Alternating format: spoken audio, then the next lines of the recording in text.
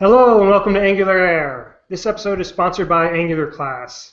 If you're looking to learn the latest and greatest in modern web development techniques or you need Angular 2 training, then sign up today at angularclass.com. On today's show, we have panelists Amy Knight, Hello. Oliver Combe, Hello. and Patrick JS. Hey guys. Just some quick announcements before we get started. If you have any questions for any of our panelists or guests, you can tweet with the hashtag NGAIR, N-G-A-I-R, and we'll get to them near the end of the show. Also, just a note that next week we have our show with Alex Eagle and Blake Embry on TypeScript deep dive, so definitely tune into that. But for today's show, we're going to get into RxJS, and more specifically, the upcoming release for RxJS 5.0. And for that, we have a very special guest, Ben Lesh. Hey, how are you? Ben, why don't you give an introduction to yourself and a little bit about your background for anybody who may not know who you are. Okay, well, as you said, my name is Ben Lesh. I am a senior UI engineer at Netflix on the Edge developer experience team. I'm also the lead contributor to RxJS 5, which is a redevelopment of RxJS. So for my Angular background, actually at Netflix I work on React and Ember apps, but I was hired for my Angular background. So that was kind of where I got my roots. They actually found me on Stack Overflow because I had a lot of Angular 1 related answers there. So that's how I was snagged by Netflix, and I'm very grateful for that. Actually, I love it here. That's awesome. So for anybody who may not know about RxJS, you want to give us a little bit of maybe a brief kind of summary of what RxJS is and what it does. All right. Well, in brief, RxJS is really about observables. It's the main thing is you have observables, and there are various combinators that you can use over those observables. Now, an observable is an abstraction that can represent any number of values over any amount of time. So you can do lots of set math over it. You can do things like merge or filter or map and that sort of thing. Those are the sort of combinators I was talking about. But what it is it's a primitive type for functional programming. They're trying to get it into the ES7 spec, I believe, for the TC39, and it's very low level. So it's similar to like a promise, but it's for multiple values. So other than the ES7 spec, I know like Rx has been around for a really long time. Why do you think that this is just becoming popular now? I think a lot of it stems from, I mean, it's been around for, what, 6 or 7 years or something like that, the RxJS at least has. And I think a lot of it stems from more and more complexity in the front end. So, you know, as you have a lot more moving parts and events occurring in your web app, your single-page web app, it becomes easier to deal with some of those things and try to control the side effects of some of those things when you're using reactive programming. So a lot of reactive programming libraries like RxJS and Bacon and Kefir and most, they've been getting more popular recently.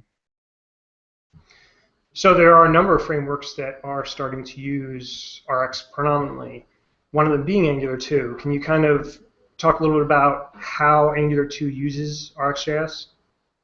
Sure. So the Angular 2, for the most part, the way that they're using observables is in a more minimal way. They tend to provide observables for certain things, like events for form validation is one area I can think of. They also tend to use observables to ferry events between different components. So you can have one component, provide an observable of events to another component. There also another place where observables are being used heavily is in the Ajax lib. So the HTTP stuff that they've written in like Ajax, JSON-P are all written around observables. So why do you think they made the Angular team has clearly like made a decision to use it for those use cases, within the core, underneath the scenes? Why do you think that they chose them for those circumstances? Well, there was some salesmanship involved in that. I have a few friends on that team, and I generally didn't like the overuse of promises for a single page app. Promises are a perfectly fine primitive type. A lot of people think I'm against them.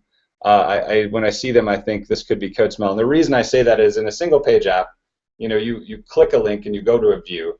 And right before you go to the view, or right as the view starts initializing, you usually send out some AJAX request, and that gives you back a promise. And if I click that link and go to a view and then decide, nah, I don't want that, and I go to a different view before I get all of that data back. If you're using a promise, the promise can't be canceled, so it's going to go through the logic of getting the result back from the HTTP request. Usually parsing the JSON, which can be quite expensive depending on the size of the payload, and then calling some logic. Now you might have a little logic in there, some little mutable bit where you said, oh wait, no, I canceled this, don't do this one now, and so you abort what you were going to do, but you still went through all that other stuff where it was parsing the JSON or whatever, and that to me is expensive and a little wasteful, especially if you're dealing with trying to put a single page application on a mobile device or something that's resource constrained. We mentioned canceling, but also like there's other things too, like the retry and everything, right? Where at least for not every HTTP call, but for a number of them, you might want to do multiple, like retry a couple of different times in case you're accessing a mobile single page app on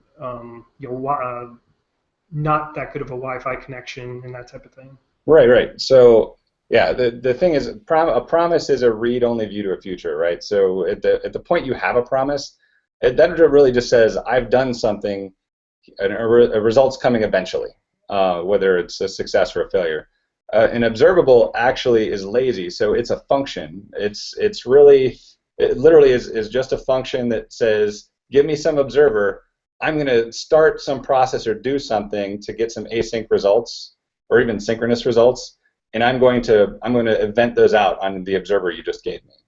And I'm also going to provide some logic for you to call to tear down those things if you so choose. So it's really, really primitive. The thing about it is that since it's lazy, anywhere that I hand you an observable, since it's just a template for tying a producer to an observer, when you subscribe to it, if it fails, you have it right there. You can subscribe to it again.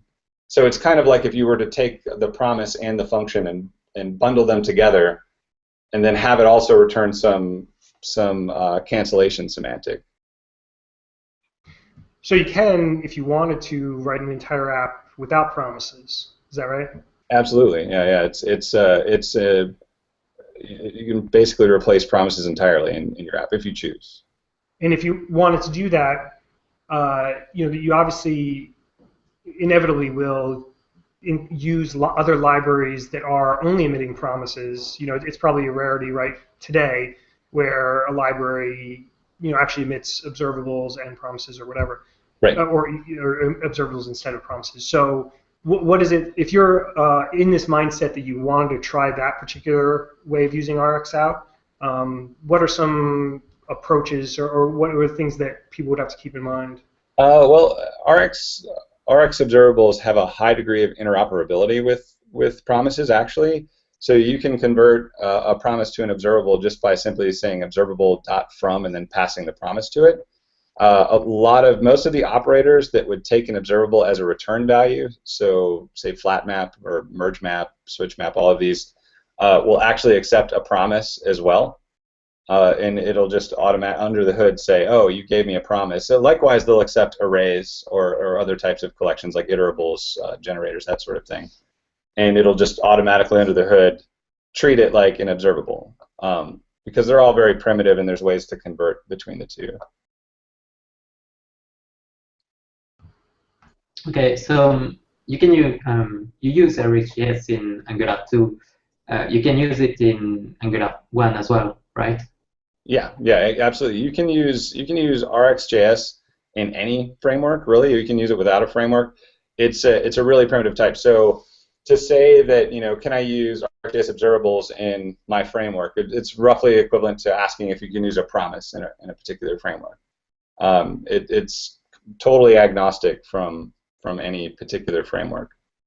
So, but that's a good question. I get that one a lot. A lot of people think it's a specific, like, Angular 2 thing. In fact, you can use Angular 2 without using observables, or at least without using all of the combinators and things. You might have to call subscribe on something here or there, but I don't think that you necessarily, you're not tied into their HTTP module, and you're not necessarily tied into using observables, at least not the combinators and things if you don't want to. I mean, I don't recommend going without the combinators. There's some really powerful things you can do, but if you wanted to just do imperative programming like you would do with promises, if you weren't really chaining thens very often, you can totally do that with observables.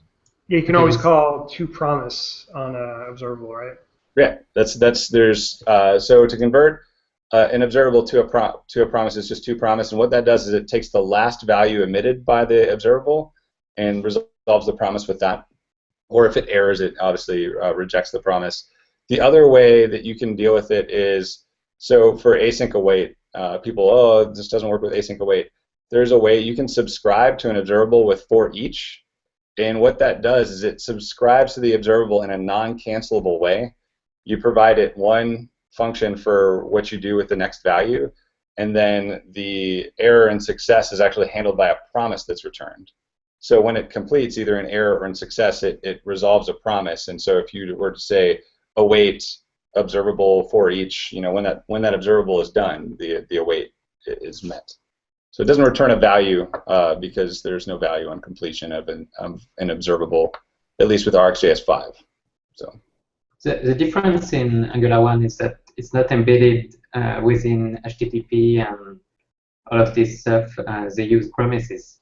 Do you think it would be possible to write some kind of wrapper or something that would replace all those promises function from Angular 1 with RxJS? I don't know. I haven't really thought about it or dug into it. I mean, at the end of the day, you could simply not use those, and you could use Ajax implementations that have already been written in RxJS. The RxJS 5 has one in the library. There's RxJS DOM for RxJS 4 and lower. It has, Ajax and JSONP and all of these things, WebSockets. So you could use it. I think it would be pretty difficult to get in there and duck punch the framework into using observables specifically. But I haven't dug into it.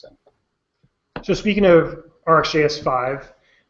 It sounds like, from what I think I've heard you say before, that it was largely like a rewrite of Rx. Can you get into exactly what's changed, what has either improved or new features or anything like that? Sure. So some people often ask why it was rewritten, and the main reason it was rewritten was we started off with wanting to get better performance out of the observable type here at Netflix, and also wanting to get better debuggability. The older versions of Rx use scheduling a lot, and when you schedule, it kind of ruins your call stack a little bit, or it junks it up at the very least. So we experimented with, I don't know, maybe 4 or 5 different architectures or designs of the thing. We landed on one that was very performant, and then we said, okay, well, let's start building some operators around this. And when it started to mature a little bit, we decided to, why don't we go ahead and place this under the ReactiveX community, which Netflix has a really good relationship with anyway, so very, very strong ties there. And we'll just put a repo under ReactiveX on GitHub and call this an alpha version and start running with it. So that was the main reason. So the big gains here are performance. There's right now, I think the average is per operator, it's about 4.5 to maybe 5 times faster than RxJS 4. There's a PR sitting by Mr. Paul Taylor. There's a PR sitting right now that promises to actually increase it, maybe double that in some cases. So the performance is much, much better. I know that on some of the resource-constrained devices that they deal with here at Netflix in TV UI. So just to elaborate a little bit on that, your smart TV runs JavaScript. I don't know if people knew that or not, but it actually, that is the case.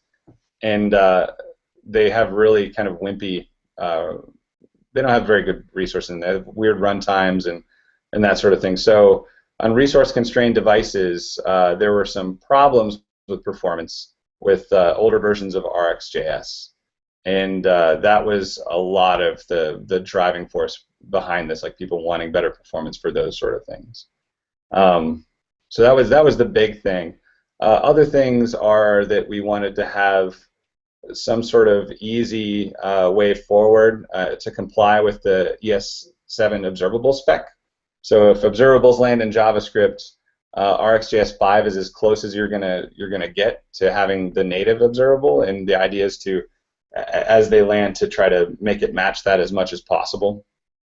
And then, you know, those are probably the two biggest things, are performance and the ES7 observable spec compliance, and then also the debuggability story. It needs to be better.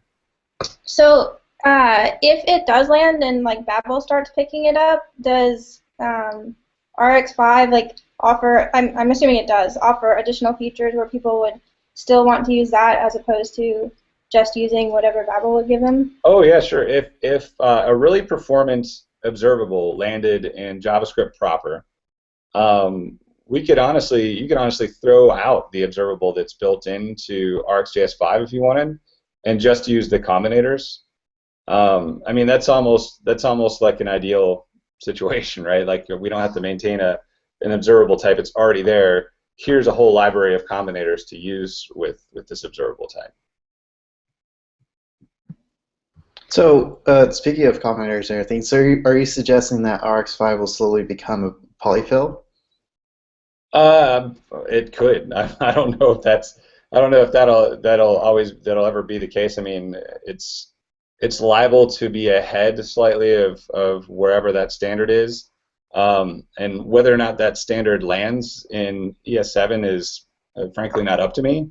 But I don't know. It looks promising to me. If that is the case, ideally it would end up being more of a polyfill, or perhaps a thing more like Bluebird, you know, where people use Bluebird over native promises because it's faster or it performs better. I could see some long-lasting use case around that, because sometimes native implementations of these things aren't the most performant thing in the world. Just a quick question on that. You mentioned that you don't have a say in the ES7 spec, but Jafar, your coworker, is on the committee, right? So like he kind of is helping to push that along. Well, sure, yeah. But he doesn't do anything I tell him to do. Like, I tell him. Okay. Yeah. No, I mean, I don't. Maybe I have some sway or something, but not much. Not much. Maybe if I took him out and got enough beer in him, I could get him to change things. But it's, for the most part, that's been Jaffer and Kevin Smith, who is Zen Parsing on Twitter and GitHub, driving that effort. And you know, I've been very active in the issues on that repository, but yeah, I don't really personally have any hand in it.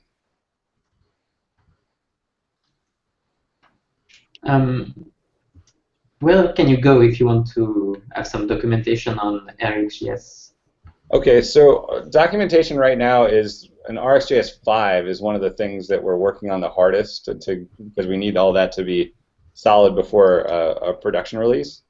But right now you can go to reactivex.io, and there's documentations for Rx for Java, Rx.net, RxJS current, and soon to be landing more RxJS 5 content there. Most of it carries over because most of the combinators haven't changed that much.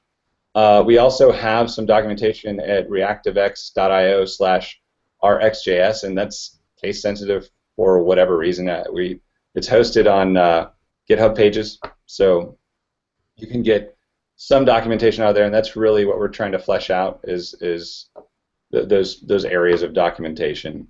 The documentation on RxJS 4 is pretty solid, and most of it translates over. Cool. So the documentation for Rx has always been amazing. Like I remember stumbling upon Rx in the beginning and realizing, oh wow, the way that they explain like asynchronous anything, like it was pretty amazing. So keep that up. So there's something else that I want to ask you, and that is like the size of Rx, and this has largely been like kind of a thing with Rx, is that you either buy into it or you don't, because it's, like you said, it's a little very small primitive type, but you have a ton of combinators. And with Rx, there's like Rx All, Rx Lite, there's a ton of different versions to combat this. Do you think with the recent push of something like rollup and tree shaking support with Angular 2, do you think you guys would have the same sort of level of support for RX5 and going forward? Well, RX5 has been designed to be modular from the ground up. So the idea, we do have some large global exports that we put out, and you need those. I mean, there's one we call RX Kitchen Sink, because it literally just has like every possible combinator in it. The reason you need that is so people can play in JSBin, or newbies that don't know what they want and don't care about bandwidth will just use that. But right now, you can just pull in just the observable and only use the observable and not any of the static observable creation methods or any of the combinators. Or you could just say, I want just observable, and then also import map, and it'll tack map onto the observable, so you can use that. So the idea is that if you've got a solid build process and you're using modules in your app, as you would most likely with Angular 2, you can use that, and that way you're only bundling in exactly what you need from RxJS. You won't have to pull in operators you might never use, like expand or what have you. Cool. So you're saying that like with this next version of Rx, it's modular enough that you can have like tree shaking support, which is essentially saying that you would only use operators that you use if your build system set up that way. Right. That's exactly right. That's exactly cool. Right. Awesome. So like there's some criticism I hear about Rx, and that's like managing back pressure. What is that, and can you talk a little bit about that? So yeah, actually my team at Netflix, the word back pressure comes up a lot because it's edge engineering. So edge engineering is all APIs for dealing with APIs requests coming from the cloud, right? And you can imagine the scale that Netflix has, using I think 37% of North America's bandwidth, and all of the requests and people rating things and everything coming out at Netflix. The thing about back pressure is it's handled differently, say from RxJava to other versions of Rx, and RxJava has the idea, not RxJavaScript, just to be clear, RxJava has the idea of composing back pressure through. So when you subscribe, it gives you this onStart event, and during your onStart you say, I want 5 things from the producer, and then it goes up through your observable chain and it says, okay, give me 5 things, and it comes back down, and it does some buffering and some smart things in there if you've got zip operators or whatever, and that's how it manages. And then when you get those 5 things, you say, I want 5 more, and so on. So that's managing back pressure in RxJava. RxJS opted not to do that because there are performance implications for that, and the mass majority of the time, for especially in UI, back pressure is not really a concern for dealing with async. However, you can actually support back pressure with observables by taking a subject. Now, a subject is an observer on one end and an observable on the other end. And when you subscribe to an observable, you subscribe to an observable with an observer. So a subject can essentially eat itself, right? So if you have this subject and you prime it and you say, give me 5 values, or however you decide to compose the subject, and then after that it pumps out 5, and you tell some producer, okay, give me 5 more values, and then it sends 5 values down this observable chain. You get to the bottom, you realize you've gotten 5 values, and you tell the subject, give me 5 more. So the idea for back pressure control with RxJS, if you wanted really a high level of control with it, is to essentially compose an observable that eats its own tail, if that makes any sense. But it's honestly, it's kind of an edge case concern for most UI apps. It's probably not something that's totally necessary. But I mean, there's other things. There's the reactive streams effort. That's something that's being worked on in joint with folks at Netflix and folks elsewhere in the ReactiveX community. And the idea is that there's like a web socket where you've got this request this many, get this many sort of back and forth over a network.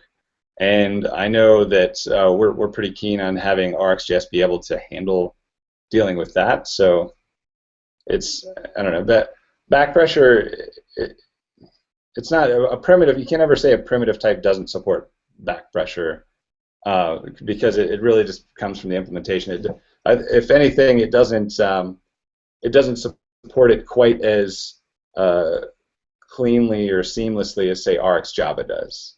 One thing that did come up was the idea that because the RxJS observable, as it stands now, without that back pressure composed through, was necessary or desirable because of performance reasons for most use cases, like probably 95%.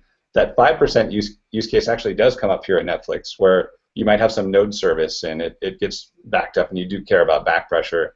And in that case, the kind of loose discussion was that, well, maybe we take RxJS observable and we make a sister library that has the same shape. We'll call it like Rx flowable or something, and it will have that request structure that goes up through the middle of it. And there's been a lot of discussion about that. There was even a discussion of having an on-start event in RxJS observable because it's not very intrusive, and just to kind of lead into that if that was a future goal that we had. But there hasn't been any work done on that as far as I know. It's just something that's been discussed. So I want to talk for a second about the reactive mindset. That it seems like, from what I've seen, there are almost like 2 categories of people. There are people like Andre, the creator of Cycle.js, who's just like loves reactive programming, loves RxJS, and they just want to use it for everything and just totally bought in. And there are people on the other side that may or may not use it, but don't quite maybe understand all of the use cases or when it's most valuable for and that type of thing. There's sort of like a learning curve there. So can you kind of talk about what's the best way for somebody coming in to get to the point that they understand, not only the benefits, but the use case of when they should be using Rx and reactive programming versus not, so that they can kind of make those types of decisions as they're writing their front-end app? Sure. So, I mean, just to elaborate for the listeners a little bit about reactive programming, the idea with the reactive programming is if you have some value that's computed from other values, then when those values change, it automatically updates aforementioned value. So if you have A equals B plus C, then when B and C are updated, it will automatically update A. That's the central idea behind reactive programming. These things are obviously useful when you're talking about some of the, like, automatically updating your UI when values change and that sort of thing. Ember actually has reactive programming built into it, but it's more of a pull base. They do a thing where they notify, hey, something has changed, and all of these things depend on it, so notify all those things that something's changed. And then next render cycle, it goes through and says, okay, get the values, and it composes the through to get those values. So reactive programming isn't just RxJS. Now, if you wanted to get into more of the push-based reactive programming like RxJS or Bacon, my recommendation, honestly, is to just start small. You can use, you can use an observable exactly the same way you can use a promise, in that you can do imperative programming with it and subscribe and mutate some outer scope and go on your merry way. But then, as you're looking at things and you're refactoring things, start considering that every single variable in your code changes over time. And if you have a variable that changes over time, it can be represented as an observable, because an observable can represent any value that, any number of values over time. You stick it in a single variable, and you say, here are my collection of values that as they change over time. So, that idea of A plus B equals C, I mean, technically A is then composed from streams of B and streams of C, and, wherever those came from. And I think the attractive part for people like Andre, people like myself and others about this is, since you can represent basically anything in programming in an observable, you can start to you'll start to see that, oh, well, someone made this mouse click. That was my async thing, and then I'm going to synchronously go through and map it and filter it and do all this other stuff, and then I'm going to send out this way to some other async, AJAX request or whatever. And when that comes back, then I'm going to go and do this other thing. And what you start to see is how all of the data flows through your application. You can literally control the flow of data, and you can control all of the side effects, so you don't get any weird, spooky behaviors. That anyone that used Angular 1, I'm sure, is familiar with two-way binding, where you get in a situation where there's like a triad of two-way binding, and you update one and it updates something else, and it comes back and updates yourself. You get these weird back and forth, kind of undesirable behaviors with two-way binding. You can control that really, really well with reactive programming. So I had a question, kind of, this is along the lines of Angular 2, but I know a lot of people are talking about using Redux in Angular 2. So I don't know if you can speak to this, I know Patrick might be able to as well, but could anyone kind of like weigh the pros and cons between using Redux or Flux versus Rx? I don't think it's really one versus the other. Honestly, you could technically implement a Redux pattern in Rx, so it's not really one versus the other.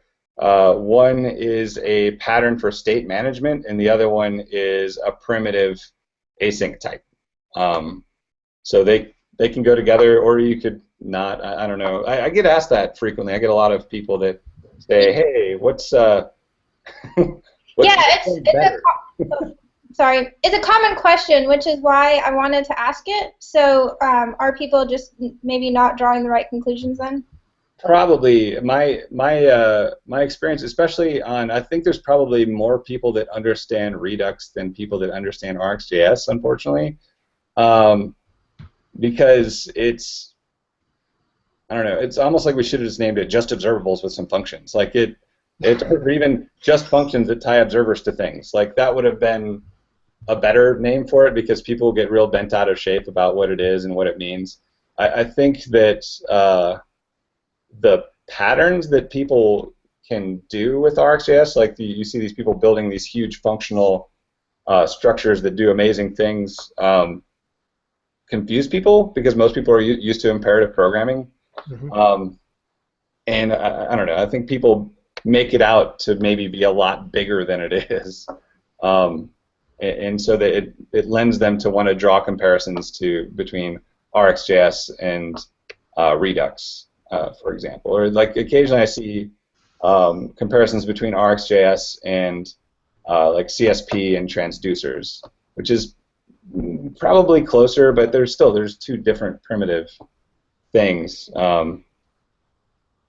One small point I was going to say on that is that it seems like with Redux, at least, I don't have as much experience with other Flux libraries, but with Redux, typically the store is somewhat similar to like an observable, in that you can subscribe to it and that type of thing.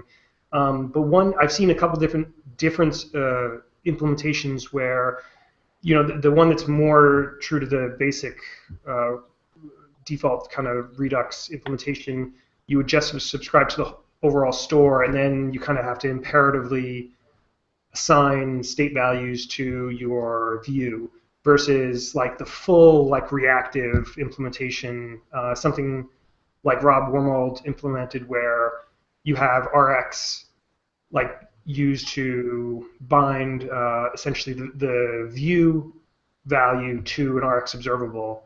And so whenever the store changes, Redux store changes, the state changes, it would flow through automatically to the view. So there are some like small differences I've seen with the different like implementations. Patrick, have you seen that as well?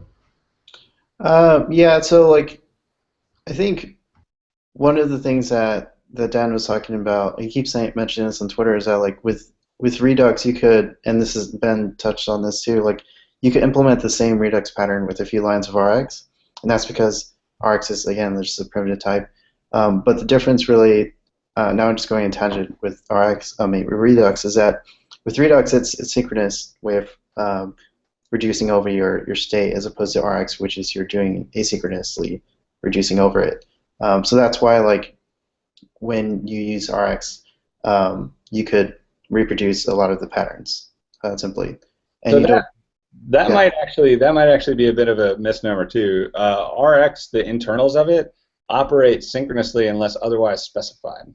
Yeah. So the just like any other application you have, the only async thing that happens is usually right up the front where you've created an observable from something. So you're going to create an observable from a WebSocket or from a set timeout or something, and those things are asynchronous. But then after that, when it nexts a value into an observer, the default scheduling in RxJS 5 and actually in RxJS 4 is that, hey, let's do this thing synchronously. Let's just call this like right through each operator until you get to one. Even if you get it to a flat map and say inside of your flat map, if you were returning a completely synchronous observable, it's still not going to schedule on the next tick. It's going to go all the way through to your subscription synchronously. So that might, even that difference, might be a bit of a misnomer. It's. I probably should have reworded it. I probably should have said that you could do asynchronous things, but you could manage it. Yeah. So it's actually one of the attractive things about an observable, just to take a step back, is an observable can be a synchronous set of things like an array, for example, or it can be an asynchronous set of things. So if you have a function that accepts an observable, which would be kind of a strange API, but you could have that. You can have a function that accepts an observable instead of an array. Then all of a sudden, the insides of that function can happen over time, like for each value, instead of having to do it all at once. You're not constrained to only synchronous arrays. You can go from, oh, I got this value from an array, to, oh, I'm getting values over a WebSocket, and your code changes minimally. So that's kind of an upside, but you're not stuck to that. Everything could be completely synchronous with observable as well. So to bring back to people who probably know promises more, it's similar to like the then chain, where you could return. You don't have to return promises. You can return just an array or anything else. But if it so happens to be a promise, it'll resolve asynchronously. So with observables, you can do the same thing. For the most part, so it depends on what you're doing. So I think that the closest equivalent to returning a promise inside of a then would be returning another observable inside of like a merge map or flat map. Yeah. In that case, I mean, you could just return an array in there, but you can't just return a single value. Like, you can return any observable-esque thing. You can return a promise, or you can return any iterable. But like, if you were just to return a number in there, it's expecting something it can subscribe to. So in that case, yeah, it's not quite the same. Like, it's not going to convert a single value to an observable. I guess maybe we could, put up an issue and maybe do a PR to support that, but I would have to see what the community thinks about that. So you mentioned flat map. That's one of the accommodators that's actually used pretty often in the implementations I've seen. Can you maybe like get into some of the specifics of what that's actually doing? Because that's, I think, something when even people that don't know Rx, when they see other people's implementation, they're often going to see that. Yeah. So we actually named it, the primary name for it is merge map now. And the alias is actually flat map, because that's such a common idiom in reactive programming. But the idea is this: you get some value in over your observable that gives you any kind of value, and you take that and you map it into an observable, and then you flatten that observable back into your observable stream. So you've got a stream coming in, you map the values from that stream into observables, and then you merge all of those observables back into the stream that you're creating, so into the output stream. So it's merge map. It's really map merge, but the convention is merge map or plot map. Okay. Now that RxJS 5 is going out, what's in line for the version 6? It's for RxJS 6, what's in line? Is that what you're asking? Yes. Boy, I don't even know. So RxJS 5 it's not out to prod yet. The biggest things that are hanging there are documentation. I'm sure there's probably a couple of operators from RxJS 4 that people really would like to have. Most of that is in there though.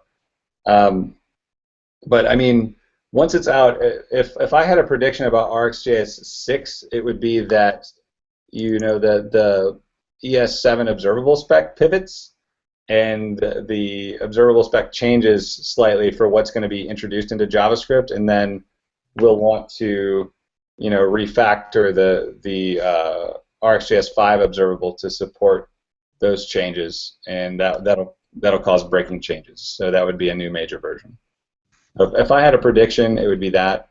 The other thing that would be pretty cool is if the ES, and I kind of doubt this one's going to happen, but if the ES7 pipe operator landed, that might change things. So what a pipe operator is basically if you have a function that takes arguments A and B, you take some value, you use your pipe operator, which is a pipe and a greater than symbol, and then you put the other function next to it. It takes the value from the left-hand side and uses it as the first argument in the function on the right-hand side, and then whatever other arguments you've passed to that.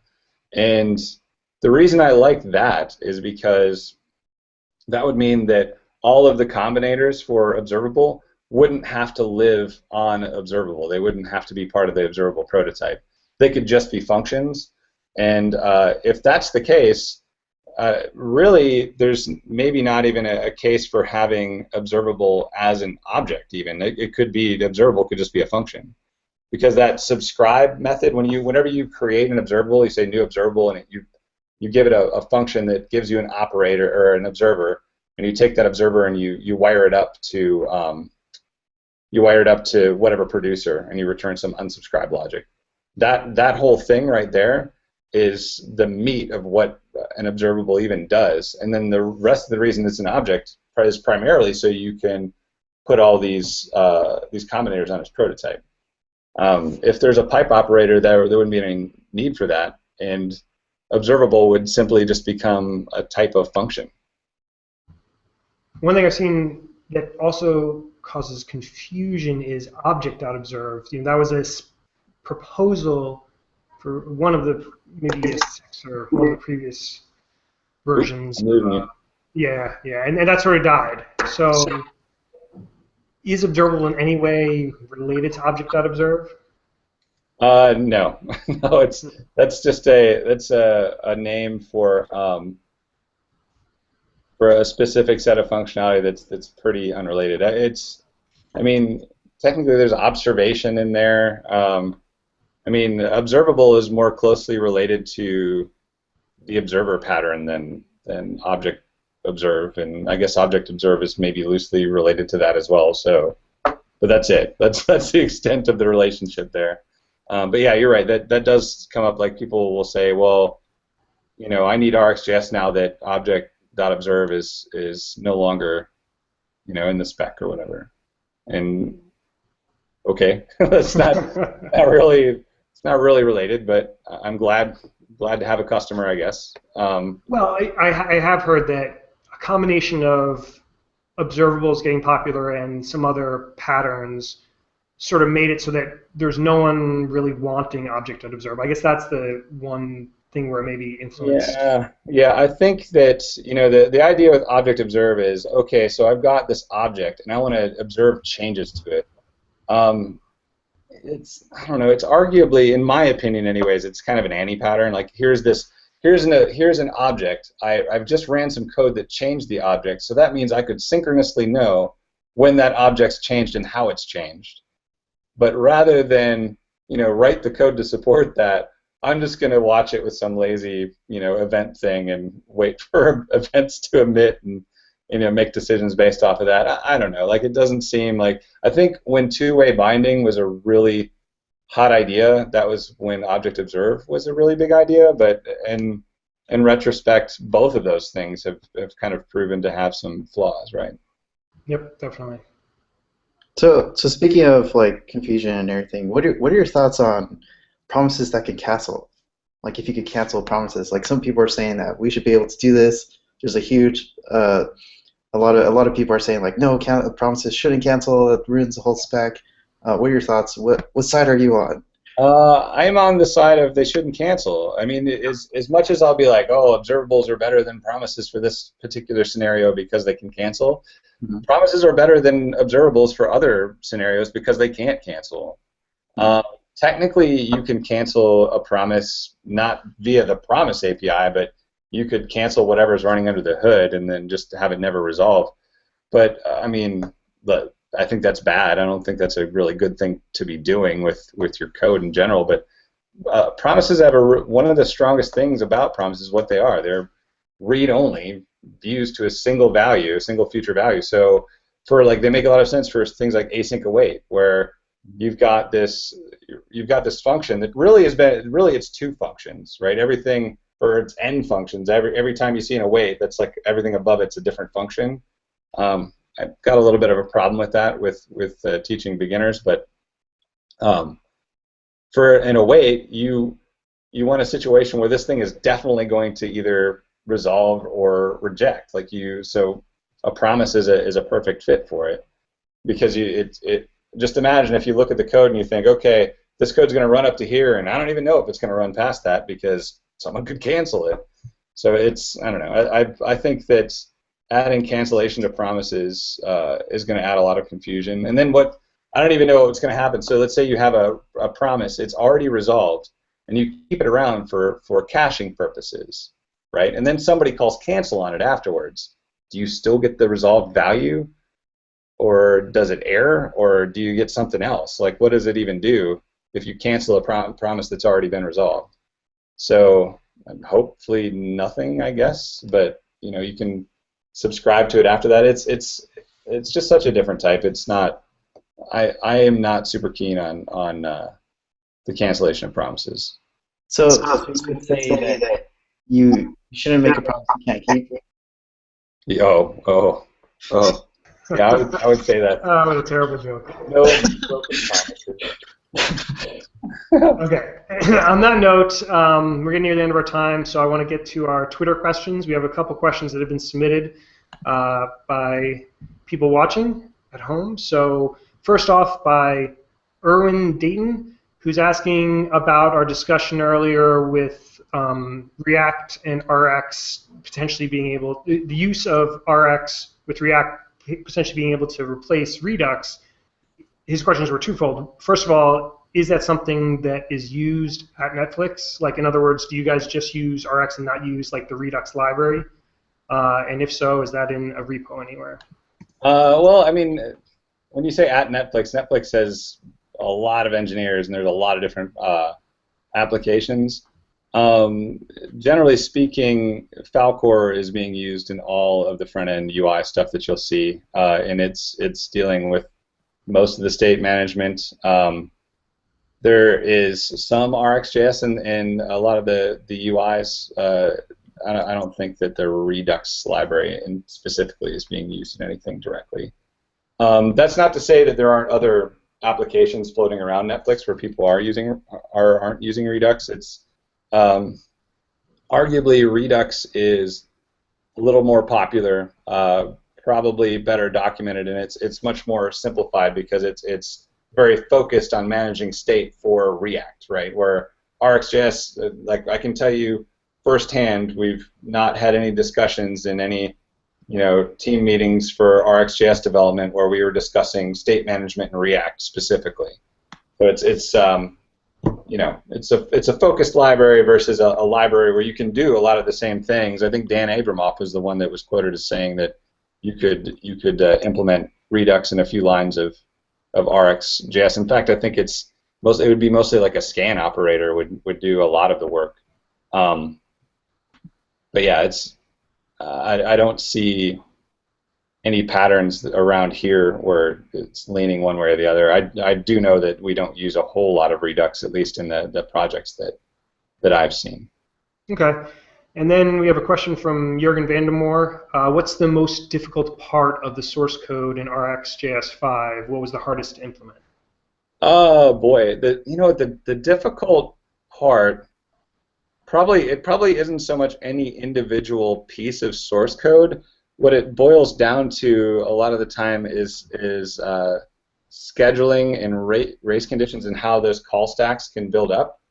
But some of the more difficult things are some of the operators like group by or merge or these sorts of things where you're dealing with managing inner subscriptions. So when you're managing creating observables is another kind of weird one, or like zip where you're subscribing to multiple observables and you have to buffer every result that comes back until you have at least one of everything, and then you output one, and how do you make sure when it needs to be unsubscribed? So I'd say that some of the operators that involve inner subscriptions are going to be the most complicated pieces to deal with, for sure.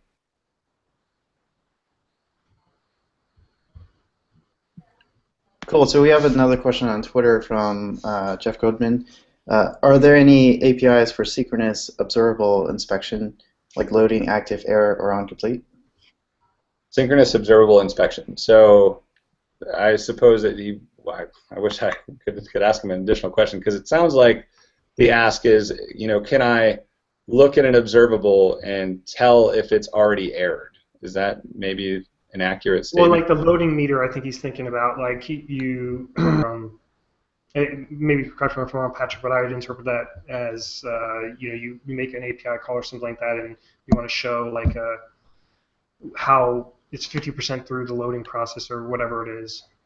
Right. So I mean, for things like that, if you want to know what's inside of an observable, you simply just need to emit that value. So if you're going to do like a loading bar or that sort of thing, then you would subscribe to on progress in your XHR inside of your observable that is wrapping your XHR, and you would just emit each one of those values until you get to the very last one, and then you complete. So that would give you an idea of the state. Now there are other things like there's things like behavior subject. Behavior subject, you give it a value, and the next subscriber always gets the most recent value supplied to behavior subject. And you can examine it by calling, there's a value function that will give you the value that it's currently storing. So there are some mechanisms for that, but for the most part, yeah, the general idea is you just have your observable emit what you want it to tell you, if that makes sense. Yep, definitely. Okay, it is reaching the top of the hour, so it's time for picks. But before we get to that, just a quick reminder that next Tuesday, January 26th, we're going to have Alex Eagle and Blake Embry on to talk about TypeScript and really get into the details with the implementation with Angular 2. And then the week after that, February 2nd, we're going to have Pascal Precht on to talk about learning and teaching Angular 2. So for picks, let's start off first with Amy. Okay, so I'm pretty sure I've picked this in the past before, but because it's fitting for this episode, I'm going to pick it again. But I can't say enough good things about the RX series on Egghead. So I thought from somewhat like a newer person's perspective, it was super approachable. So I think that will be my only pick for today. Okay, great. Olivier. Rob Wormald made a video for RemoteConf that's named "Everything is a Stream," It's on YouTube, really interesting. My second pick is Front-End Newsletter. It's a new newsletter that started last week, and it covers a lot of the front-end ecosystem separated by frameworks and such. Really nice to check out. And I don't know if I already talked about this one. It's an article by Dave Smith named A Developer's Guide to Interviewing. It's a lot of questions that you should ask when you're interviewing for a new job. And a lot of those questions, I just thought that I should ask them next time. They're really interesting. And finally, in 1 month, it's NGNL in Amsterdam, NGNL 2016. So at this there, I will give a talk on how to write a library for Angular 2. There are still some tickets available, so you can buy one if you're around Amsterdam at the time. And that's it. Cool. Thanks a lot, Olivier. Patrick. Yeah, so my pick is Read the Source YouTube channel. It's essentially a YouTube channel about people going on to read the source. Michko Hevry, Credit Angular, also did one on Zone.js, definitely must watch. Also, Jeff and I are going on tomorrow to talk about Angular Universal, so tune in for that. Cool. For my two picks, first one actually related to Angular Universal. Patrick and I started having weekly meetings with community members who are interested in contributing, and so we have one coming up this Friday. If you are interested in getting involved, we're looking for people, all levels of involvement, just everything from as simple as writing some documentation to just trying it out with your own application. And if you do that, we'll actually help you get Angular 2 and Angular 2 Universal implemented with your app. So if you want to be involved, just ping me or Patrick on Twitter, and we'll get you involved. And then the other thing is the Patriots. So this is maybe a controversial pick, but I'm a big Pats fan coming from Boston. So they're next week going to be battling their arch rival, Peyton Manning. So go Pats. All right, and Ben, why don't you give us your picks? I wasn't aware that their arch rival was just one guy. That's really neat. I'm going to pick not the Patriots in almost everything. Sorry. Other than that, I would say, obviously I'm going to tell you all to go to the RxJS 5 repo. Check it out. There's a lot of issues that still need to be accomplished. And one of the best ways you can learn about how this stuff works is to dig into it and submit PRs. And we are really, really happy to answer questions and patiently review your PRs for as long as it takes. So that's my number one pick. That's my number one pick. Awesome. We have a couple other ones listed here. I'm going to definitely post all of Ben's picks to the site. And if you do have any follow-up questions, feel free to keep tweeting to NGAir, and we'll be sure to follow up offline. Thanks a lot, everyone, and have a great week. See ya. Yeah. Bye. See ya.